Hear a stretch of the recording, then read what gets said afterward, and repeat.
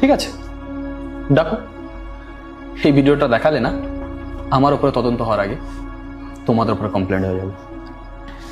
দেখ ভাই, আমি তোকে ভয় দেখাতে আসিনি বা তোর কোনো ক্ষতি করবে এমন উদ্দেশ্যে আসিনি।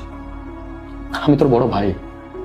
এসব না করে কোনো যদি সমস্যা থাকে খুলে বল আমাকে, আমি চেষ্টা করবো তোর সাহায্য করার। দাদা, আমার না অনেক বড় ভুল হয়ে গেছে।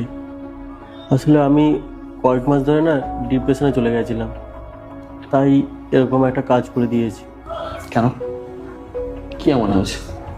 আসলে দাদা, যেদিন থেকে আমরা আলাদা হয়েছি সেদিন থেকে না আমার দোকান, আমার ব্যবসা পুরো ডাউন হয়ে গেছে।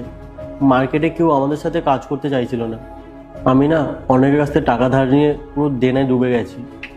আর এদিকে তোমার ব্যবসা কত সুন্দর গ্রো করছে, তুমি একটা দোকানের বদলে আরও 3টে দোকান খুলে দিয়েছো।